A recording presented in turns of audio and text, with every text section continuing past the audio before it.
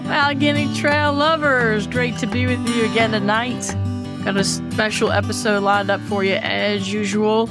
Tonight, we do have a new co-host with us. This is Kevin Honeycutt, who's also a board member of the West Virginia Scenic Trail Association. And he's the assistant coordinator in Section 1. For those of you that are going to be out enjoying that, you can thank him for some of his hard work. And he's also been hiking the trail with me this summer. So I want to introduce Kevin Honeycutt. How we doing, friends in Allegheny? Excited to be here. Thanks, Nicole. Awesome. So yeah, we've also got a couple other people that have been on trail with us tonight, specifically Heidi. We previewed her a couple months ago. She's done the hike. We're going to do a recap tonight. Very exciting updates happening. So without further ado, let's introduce Heidi. Hey, guys. Yeah. And of course, Julie. Julie, get back in here. Julie Gayheart. So is our producer. She's going to be part of this too. She's been on this trail a bunch. And so let's take a minute and reflect. Every single one of us right now has been on the trail, blood, sweat, and tears, hot, maybe dry a little bit, like a lot of us in the country right now, out enjoying the woods. But Heidi, you did something really special and unique this year. Tell us a little bit about why you were on our trail for those maybe who didn't catch a previous episode. So my thru hike of the Allegheny Trail was actually an artist residency, which was supported by West Virginia Scenic Trail Association. So just in short, what that was an opportunity to both thru hike the trail, but also to enhance my creative practice and produce a series of artwork, majority of which was done from the trail, sitting in the dirt, looking at whatever I'm painting in that moment while I was going through all of the challenges and highlights and experiences of thru hike itself. So how fortunate were we? I know Kevin was also on the artist committee that helped garner and produce the ideas, what we wanted her to do, give her some liberty as well. And Kevin, you want to speak to a little about that process? Heidi and I went back and forth a little bit on that. We came to an agreement on what worked out best for her and as well to benefit the organization.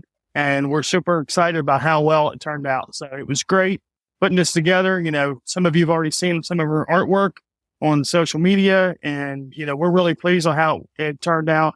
And thank you again, Heidi. It was really fun, and it was great working with you as well. We're super excited about the outcome. We're super excited about the artwork. And one thing that, uniquely came about was a wonderful relationship with Heidi. She's family now, right? So, and your hiking buddy, Gray Squirrel, obviously, Julie, you've already been family, but helping put all this together, super unique. I couldn't be happier with the outcome overall. We'll share some of that stuff with you guys too. But as many of you may know, in a couple short weeks, Kevin, what do we have going on? We've got a 50th anniversary celebration in Green Bank, West Virginia, and it's going to be a great time. We've got some incredible classes. We've got workshops. We got bands. We've got some good food, lots of opportunities, and we'll segue right back into Heidi, because Heidi, what are you going to be doing there? I'll have a few things going on. So I am going to have a tent up with all of the paintings from the Allegheny Trail. So all 10 paintings, the originals, framed and cleaned and polished, are going to be up and hanging and available. And now they are officially on the market. They're available for purchase. 2 of them have already been purchased. So that'll be a great opportunity to snag the one that you want before somebody else does. And then I will be doing a watercolor workshop. I believe that's on Sunday morning. Is that correct? Yep. And this will be a 2-hour workshop, and it comes with take-home supplies. So a watercolor kit that's great for backpacking, sketchbook, all the stuff that you need, and a little tutorial on how to kind of start your own creative practice specifically in nature and in the backcountry. And then I'll also be able to give a little artist talk. So I'll have an opportunity to talk a little bit more about the painting specifically and do some Q&A and stuff like that. I think about when I pack my backpack, got my food, got my stove, got my sleeping gear. But now there's a whole element of artwork I'm going to have to pack. I mean, just making sure it doesn't get all messy in the pack. And how long does it take before you can, really wrap that stuff up if you're out doing it, right? You get there, you get your location, you set up, all these little tips and tricks. What's that like? Well, if you're doing something small in a sketchbook, like most of the stuff that I had done before the Allegheny Trail, it wasn't more than an hour if I was doing it on trail. And that was what was special about my Allegheny Trail experience is I was given the opportunity to sit for 4 hours and paint. And so that's what was a little bit different. But really, it can be whatever you want. I just came back from Europe with my husband and I carried a little pocket sketchbook. It fit in my fanny pack. And I would do 20-minute sketches, and that's a great way to document the experience as well. So it's really just like up to the individual. There's so many different ways to approach it. So let's rewind here for a minute and we'll go to section 1. We'll start in section 1. For those of you that don't know anything about the Allegheny Trail, we have 4 sections. Our trail typically is a north to south kind of trail. And so this is how Heidi and Gray Squirrel did it. Why don't you talk to our viewers and listeners here about what that first section was like, and then I'll maybe reveal a little bitty piece of artwork that came out of that. Yeah, absolutely.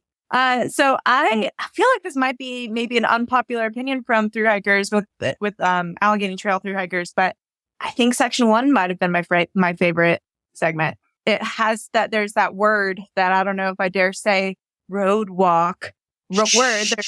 There's a few roads, but and that is predominantly what section 1 is, but it's really just a wide trail, a much wider trail. We saw very little traffic and most of it was gravel or dirt road. So it wasn't hard on the feet. And for me, having done a lot of hiking in Appalachia, to have that opportunity to be on roads and going through farmland and countryside rather than sticking to the green tunnel. And I love the green tunnel so much.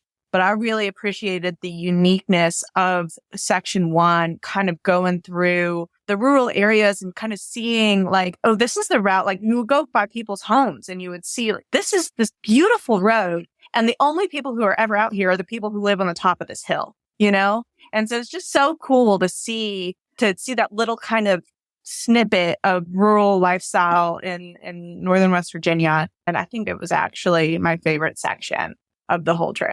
Really cool. That's one thing we try to explain to people, right? Definition of a road walk within the hiking community is a little obscure in my opinion. It's a little bit different. I mean, in all other sports, we kind of have a rating system. Like if you're going to go skiing, you have a green, really easy, nice, gentle slope, blue trail, square, changes things up a little bit, a little more grade, no moguls yet typically. But then all of a sudden you hit the Black Diamond. It's a little more challenging, a little more speed, a little more slope, a little more everything, and maybe some moguls. And so in the realm of like backpacking, hiking, I just don't see how you can compare a 55-mile-an-hour road, paved road, with tractor trailers flying by you or even faster to the same thing as like the road we're talking about, Heidi. And maybe I'm just a little biased, but at the end of the day, it is beautiful. How many different animals did you see? Did you see any animals? Let's start with that. We saw so many animals and I saw a lot more wildlife on this trail than I'm used to seeing. We saw countless deer, probably in the hundreds, including some of the fawns that were like nested down, right? Because it was the appropriate season for that. We did see 3 bear. We saw 3 rattlesnakes. We saw a bald eagle. We saw, I don't know my birds very well, but we saw a bunch of birds that's a weird bird. Like if I knew my birds, this would be a card on bird bingo. We saw a beaver and we saw an otter. So those were my 2 highlights. We went over some bridges. You had some water interactions for sure. And I will just show those of us that are with us visually that this is one of the outcomes, one sticker. Again, with this project, Heidi created artwork that we turn into files that we get to turn into all kinds of stuff. So this is a sticker along section 1, and it's actually part of the Cheat River watershed here. I'm going to zoom in real quick. But what we've done with this is we got the Easy Peel sticker here. So it's one of those easies. We got our website so you can keep up with things. And we got the visual, the name, and the location. And this is unique here also because we have a wonderful event each year called Cheat Fest with the Friends of Cheat who go out, and it's a big conservation awareness event, great bands. We have a kayaking race, that type of stuff. And so at the end of the day, this is all, you have to walk the Allegheny Trail to get down on this river and participate in that race, which is pretty cool. So that's going to be out of section 1. Heidi, if you want to jump into maybe section 2 and talk a little bit about that. Our first miles, for those of you that don't know, of section 1 is 95 miles. It brings you up to the Potomac Highlands. And so now I'll turn it back over to Heidi. She's in probably Davis and Thomas at this point. Yeah. So Davis and Thomas were super cool towns, and I really enjoyed the opportunity to explore those, especially as an artist, because there's such a great art scene there. And then that's when the trail kind of shifts back into the forest a lot more so than section 1. And so, like, as much as I enjoyed the road walk, getting back into the woods was like, oh, cool. Like, I'm in the woods. This is, what I'm used to. And it was really beautiful, especially like Canaan Valley was really cool. And it's just like a different ecosystem than I was used to, because you have a lot of these like Southern Appalachian plants, but then you also have based on the elevation and where the latitude is, some plants, some trees and different species that I was used to seeing in my hikes in Maine or in Minnesota. So it's this really like bizarre to me, kind of knowing my plants and kind of knowing what to expect where. It was weird seeing 2 different worlds combined ecologically. And it was really beautiful. And it was pretty refreshing to get back on single track dirt trail. It's also slower than walking on the roads. One of the things nice about the roads, you just feel like a beast because you can do 25 miles, and you're just like, it's just so smooth going. And then all of a sudden you got to look for roots and rocks. And I actually did that first day in section 2, twist my ankle bad. And I was like, oh no, I don't know what's going to happen here. And I was really lucky. We were being shuttled by Marcia from LRC B&B, who you guys have interviewed before. And we happened to go by a tiny little pharmacy in a tiny little town, and they had 1 ankle brace, and I snagged it. And that totally saved my hike. Still feeling a little bit of residual pain from that injury, but was thankful enough to have found the brace. I was able to, as long as that brace is on, I can hike without any pain. So anyways, just this to say that it got a little harder. It got more naturally beautiful. And this way it takes you away from that rural experience that I was saying earlier into a more of a wilderness experience, and just really enjoyed. We were seeing all the mountain laurel was blooming at that point. So it was incredibly beautiful. Big details on that. So section 2, for those of you that don't know, about 92 miles, going to take you from Davis to the Cass, West Virginia State Park. Also takes you to the Blackwater State Park. And Heidi, I know we're going to come back and talk about this in a minute, but I'm actually going to show 2. I'll just show 1. For those of you, all this stuff you can buy on the website after the 50th. We gotta save some for all our participants, right, that are attending. Give them first dibs on all this cool artwork and stuff. But I'm going to describe this picture for a second. It's in section 2, but I'm going to let Heidi also expand upon what generosity came about when she was hanging out here. So this is a postcard. So the first one we showed y'all was a sticker, right? We're moving into our postcards now. I'm not very good at holding that still there for y'all. So let's turn it around on the back. And for those of you that are thinking about thru hiking, look, you can pick these up ahead of time. We can drop these in the mail. You can pick these up along the trail. It talks about where we are, talks about Heidi, and again, our website. So you can tell that story if you're having fun. How's it going? Send it back home to mom, the kids, cousins, everybody, right? Heidi, talk to us a little bit about this area.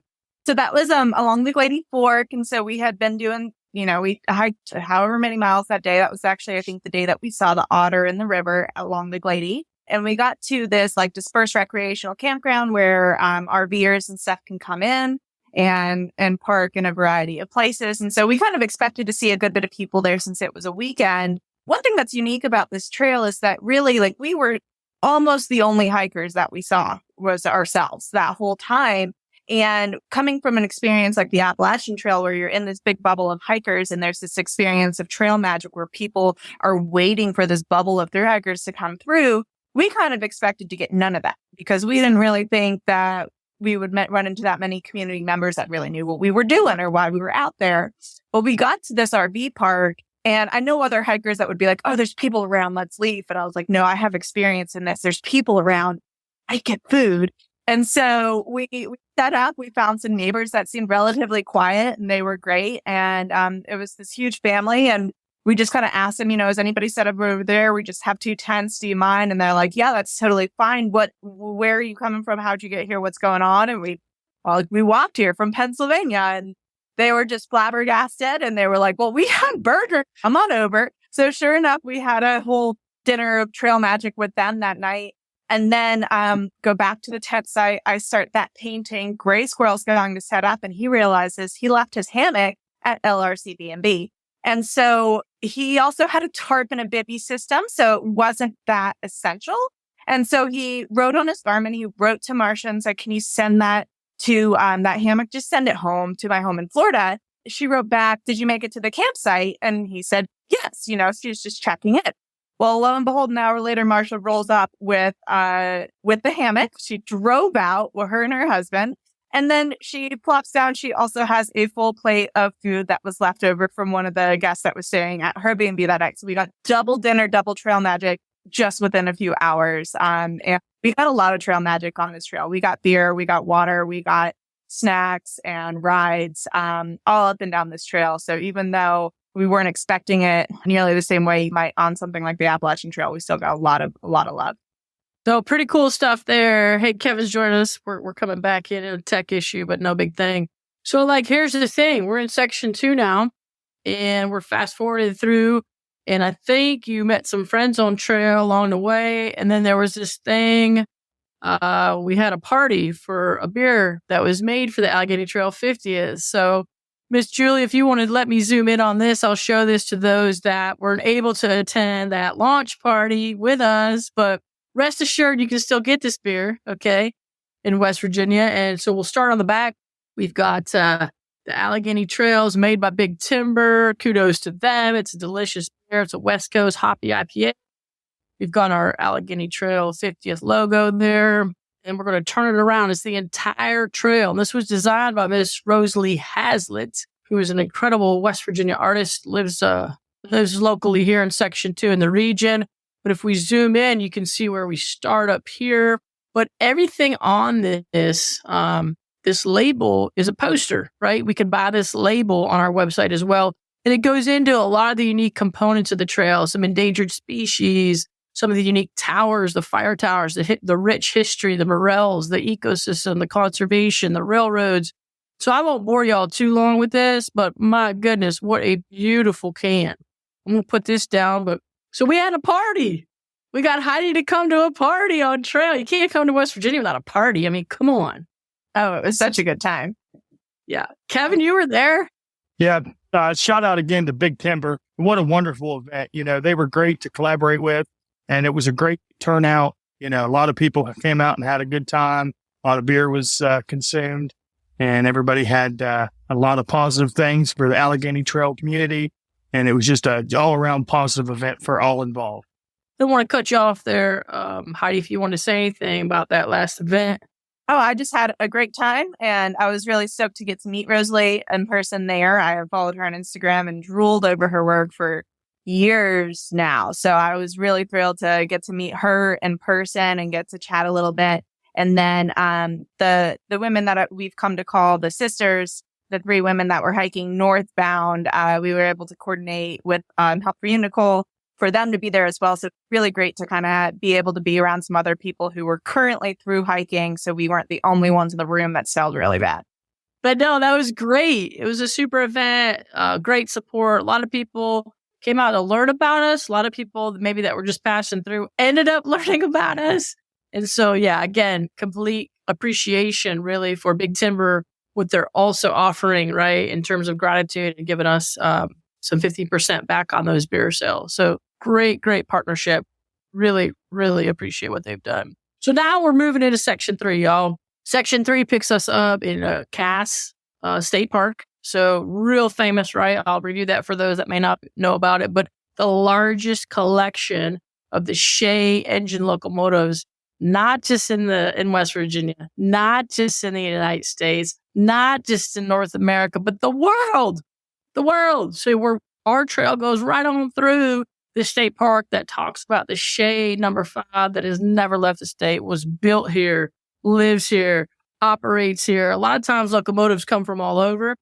But this is a really special spot for those of you that have a family member who love trains. Y'all got to come up and see Cass. But this section 3, Kevin and I just hiked all of it there and was able to get on a nice day, beautiful day. And then we got absolutely drenched. I mean, squeegee feet for miles. But so we hiked thanks, Julie, for putting that up. So we hiked from Cass down outside Marlington right there, down through Huntersville, down right into just being outside White Salt. We're up there. And so that section, uniquely, we went through West Virginia's largest state park or state forest first. And so that has a lot of CCC history in it. So the camps, think about that for a second. And one of our shelters you all can sleep in, I think, Heidi, you painted there, correct? That was beautiful. That was an incredible spot. We were really stoked to find ourselves up there. Yeah. Sure. Did you sleep there in that shelter? Yeah, we did. I set up my tent right outside the shelter, and Gray Squirrel slept on the picnic table as he was apt to do on a lot of his hike. Slept on a lot of picnic tables. It was great. Seneca State Forest was really beautiful. We saw a lot more other people out recreating within that state forest, so mountain bikers and other hikers, some ATVers when we crossed those roads. They gave us beer. They gave us water. I love ATVers. They always give me beer and water. I really enjoyed that painting as well. It's just you're up there and you have this really incredible view. And then the architecture of the shelter is pretty unique as well. And so it gets kind of redundant painting just nature over and over and over again. So I enjoy the opportunity to incorporate a few man-made elements, and really liked the geometry of the shelter and the way it was built. Yeah, and that shelter, Kevin, if you remember, that's got a huge fireplace in it. I mean, very, very, not too often do you walk along and there's just like a massive fireplace in the shelter. And Kevin, why don't you take a second, honey, and tell some of our listeners and our viewers tonight about our shelter system and how many we have and what we're doing with that for those that don't know anything about the Allegheny Trail shelters. Yeah, sure. For those of us that don't know, we have 9 shelters up and down the trail. We have in the works potentially to get a few more in the near future. So we've got them spaced out as you go. You get through section 1 into 2. We've got several of them in 2 going in down to where they're talking about their Seneca, state forest. And, they're spread out anywhere from 8 to 15 miles apart. Gives, an opportunity for our thru hikers to get out of the weather. I know there was some weather there around Waddell that Heidi and Gray Squirrel were fortunate to get in the shelter and stay out of the weather there around High Falls. So I know that, Heidi previously mentioned that it was a welcome surprise, the number of shelters that we have along our trail. But yeah, for those of us that don't know, we do. We have 9 shelters in place. They're typical, your 3-sided shelter. I all have fire pits. The Graham shelter even has a pit toilet there down off the side. So, a lot of great options. They're all fairly near a water source. So it's all been systematically thought out in logistics there ahead of time. And, we went through in the past 2 years and have put new roofs or built new ones. So everything is freshly updated and in good working order and ready to go for the next bunch of thru hikers that come in town. Awesome.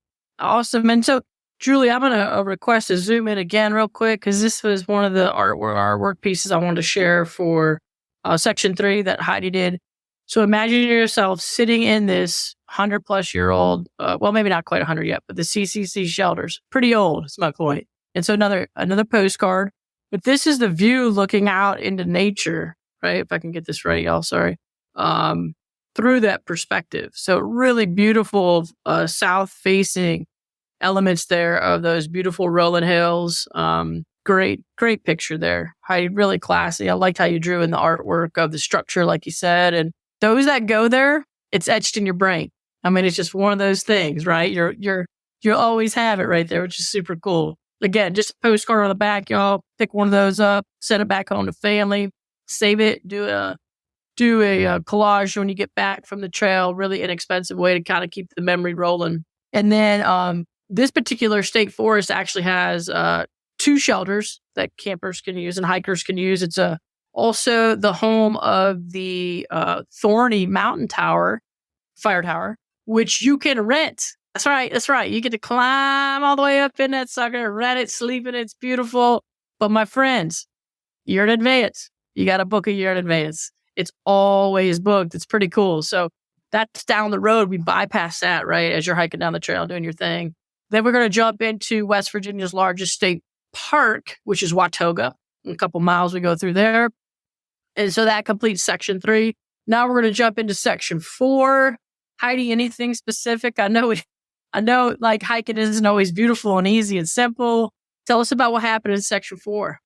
Section 4 got wild. Section 4 got, I can tell that not that many people have been hiking here. I think that, I don't know that much about how trails come to exist and stay in existence, but I imagine a big part of it is just people walking it. Like I know the trail in my backyard that I made, it just stays there because we walk it with our dog every day. So when you don't have hundreds of people walking on this trail every year, it's going to grow in.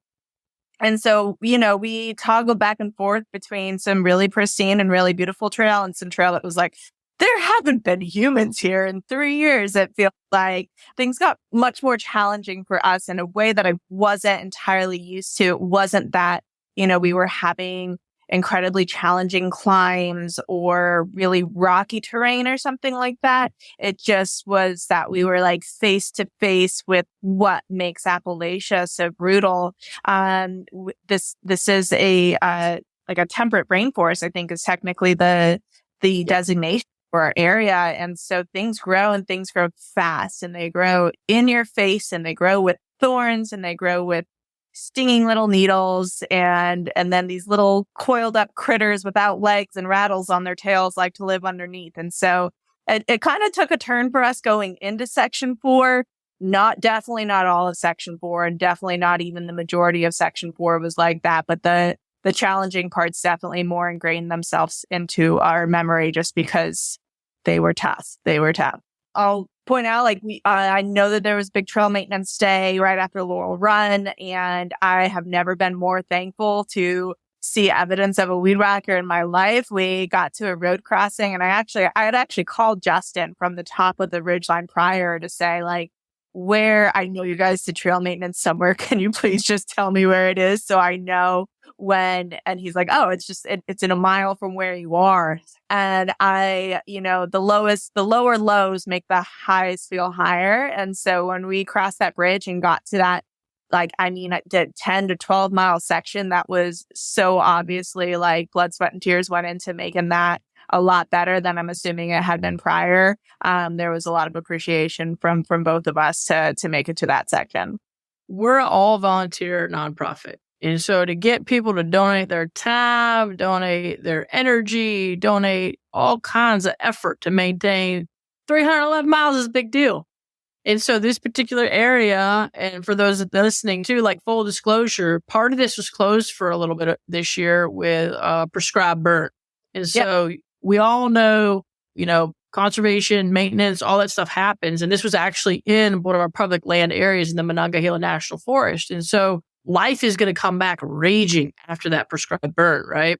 That understory was hit hard. And then all of a sudden, man, water, sunlight, access to life, here I come raging. And that's what you were talking about. But even the fact of the matter, people haven't been there. So we own that. And so we got, you reached out. We had a couple other people reach out. We formulated these work days and that's what we have to do, right? We always have a plan. But for that hiker who's listening, who's thinking about doing this, whether you're on our trail or not, please use the Far Out app and report down trees, report any challenges with the trail, any issues with animals, that type of thing, where the trail organization can then deploy a group to go out and do it. Now, it may not be right away or overnight, but my point is, Heidi, you and Gray Squirrel communicated that. We've had a few other hikers communicate that stuff, and we're doing our effort. We're doing our part, putting in the time, trying to make it happen. And without those eyes and ears, right, they're vital to us. We don't always have somebody to go sweep that area and find out about it for us. So we thank you. And at the same time, it's one of those things, right? You're part of our team now too, because without you, maybe we wouldn't have known about it. So that's how the hiker can really help overall trail maintenance. And that relationship is really vital. Yeah. And I do want to emphasize too, there was, our hike took, I don't remember. It was just shy of a month. So let's call it 26 days, 28 days, something like that. 3.5 or 4 days of that did I feel like I was faced with those challenges. The rest of the trail was fine. The rest of the trail was great and beautiful and wonderful. And so that's really a very small fraction, if anybody who's thinking about through hiking this trail is worried about that like reputation, just like that's a small percentage. Come join us. All you got to do is jump on the website, learn about how to volunteer. And I'll segue for just a second on a tangent in here. Kevin's back. He can speak to what it's like to be part of a work day. We take everybody, any age, any skill set. You don't have to be some 20-year-old who can sling dirt for 8 hours. It's not what we're about. Kevin, tell them what volunteer is like with us. Just welcome everyone in friendship and fellowship and all the good things, along with the blood and the sweat and tears. But one thing we all have in common is a lot of love for the Allegheny Trail. And we certainly appreciate, our folks that come out and volunteer. I know we just went through this part of section 3 where Heidi went through, I believe it was the Graham shelter. And I read her post in the log, giving the shout out to the folks because she'd went through the first part of 3 where, there is some areas that in the growth season are challenging. And we had heard that and we responded, we took and put a crew together. And when she got to the Laurel Head Trailhead, and there for about 8 miles straight through there, we had just had a crew in that weekend. And, we had weed eaters, we had hedge trimmers, we had people out there with hand saws, we had chainsaws going. Molly was out there with Justin. Some of us saw she's had her PPE on. So, that's always fun to talk about that, but it is a lot of work. But back to that, Heidi mentioned to us that, hey, there's some section in the trail that needs attention. So we put together some folks and we went and got a lot of that, summer growth taken care of. And Heidi's post in that log reflected her appreciation. So they walked through some of them challenging areas and then had like the seas parted and, clear trail for several miles. And, she expressed her gratitude to all the volunteers, even threw her hat in the ring to come and volunteer in the futures. It means a lot for all of us to go out and volunteer and give our time away from our families and our blood and our sweat and our tears, and to see what it means to our hikers that are coming through and the appreciation, the love that they have for our folks that are doing that. It really means a lot when you get to see what your efforts are going for. But yes, trail weekends, we do maintenance on the trail. It takes a lot, especially in the summer growth. I could go on and on, but you got all kinds of equipment and things going to keep the trail clear. But when we do have those events, we've got opportunities, people of all ages, all skill levels, a lot of love for our folks that stay at camp. They keep the grill going. They keep food ready when our hungry workers get back to camp at night. The fire is going and dinner's ready. All of those things. The beer is cold, whatever you want to call it. These folks, there's all parts of it, whether you're blazing or if you're running a chainsaw. We got opportunities for everyone, and it's always a good time. Like I said, a lot of work, but a lot of fun just the same. It feels good when you get to give back. And when you see the appreciation in the log books, it reminds you why we do what we do. Not only do we love hanging out and having that fellowship, but the appreciation you get and the love from the hikers that come through, that means a lot to all of us because that's why we do it. Everyone involved loves the Allegheny Trail.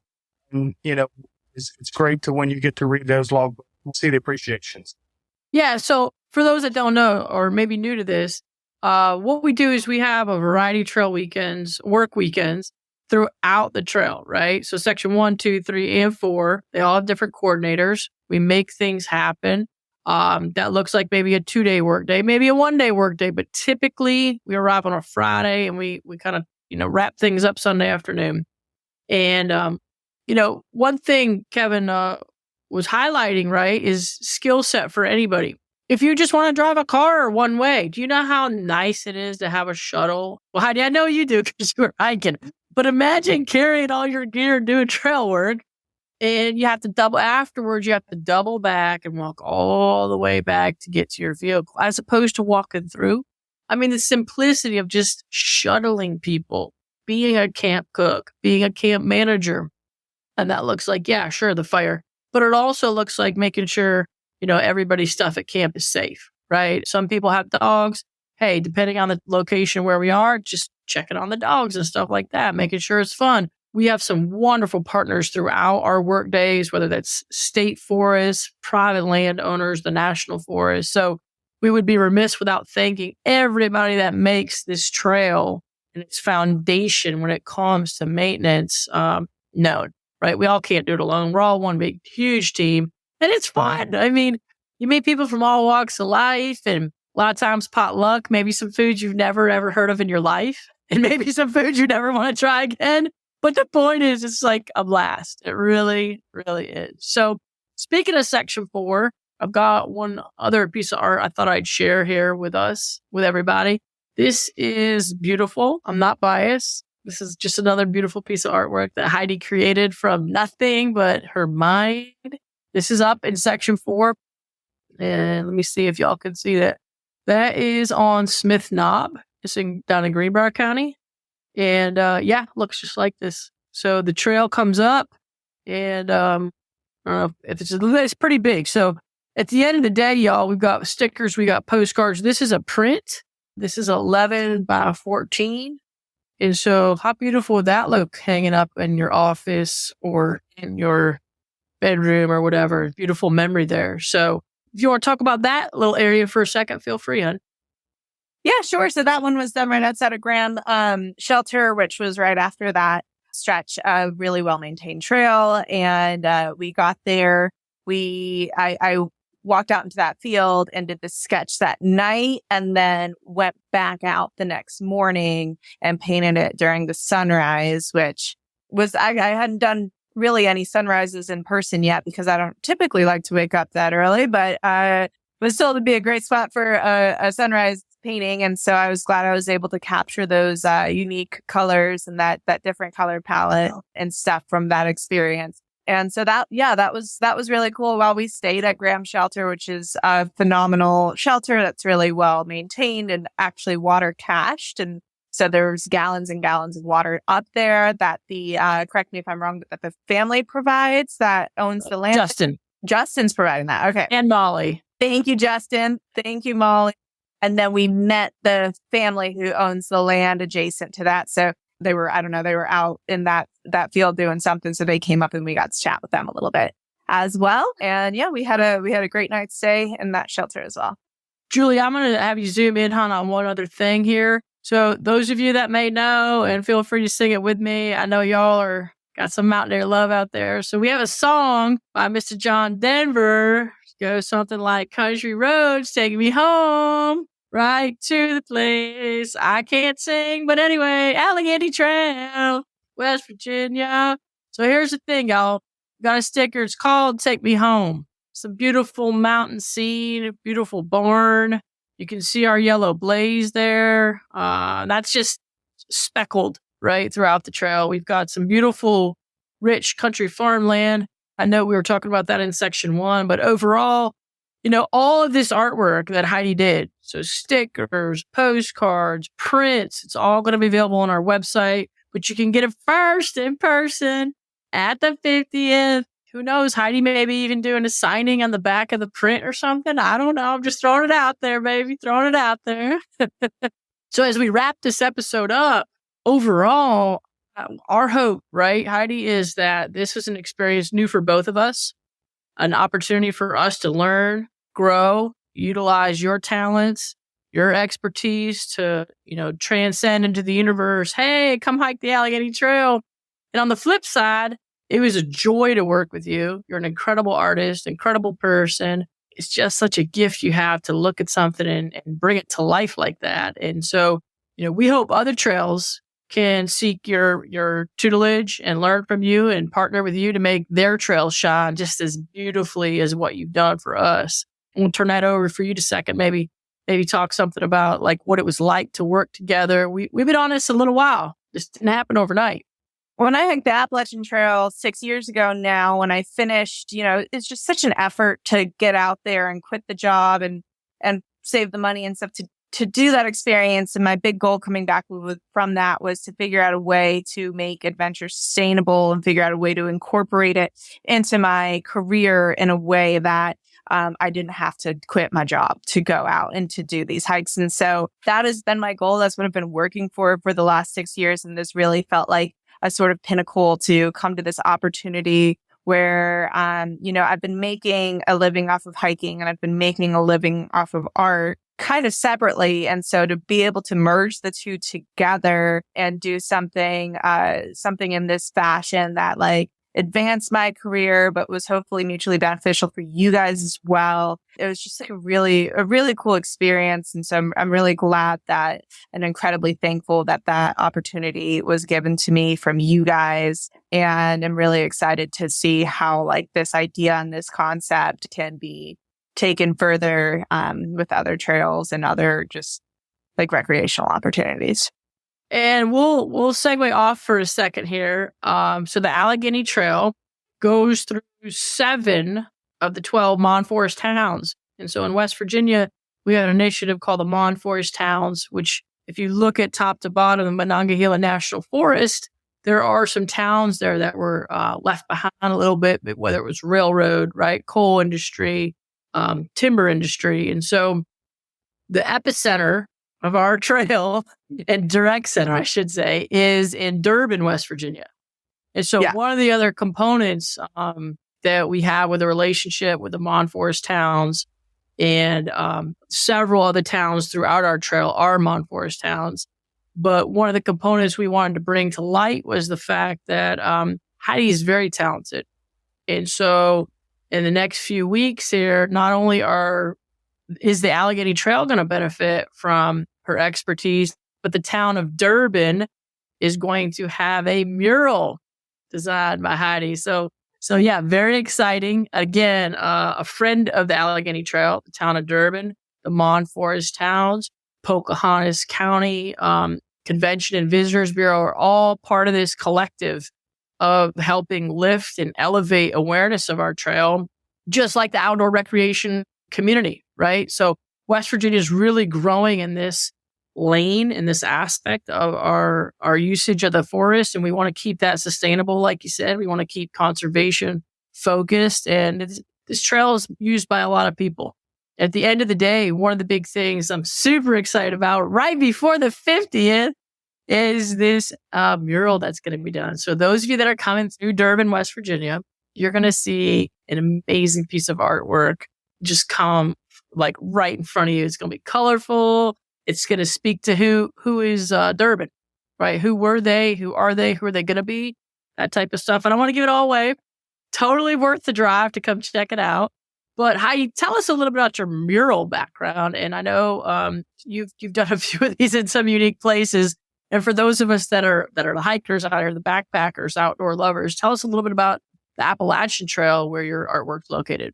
Sure. Yeah. I was very fortunate. The Appalachian Trail Conservancy reached out to me. It was only last year and trusted me with my first mural, which was like 26 by 9 feet. So not small by any means. And that is in Damascus, Virginia, which is one of the most iconic trail towns on the Appalachian Trail. They liked it so much, they invited me back to do 2 more. And I got a private business within the town to commission 1 indoors as well. And then from there, I was able to get, all it really takes is having 1 or 2 in your portfolio. And then I'm able to kind of market myself as a mural artist, have 1 in North Carolina, have another one that I'm starting in October, and then another one that's scheduled for next year. So really kind of launching that kind of part of my career. It's been incredibly fun. I'm really excited for the Durbin one. I leave tomorrow. So as soon as we hang up here, I'm going to go hopefully recruit my husband's help and getting all the stuff for the 50th and all the stuff into my car. It's going to be packed to the guild.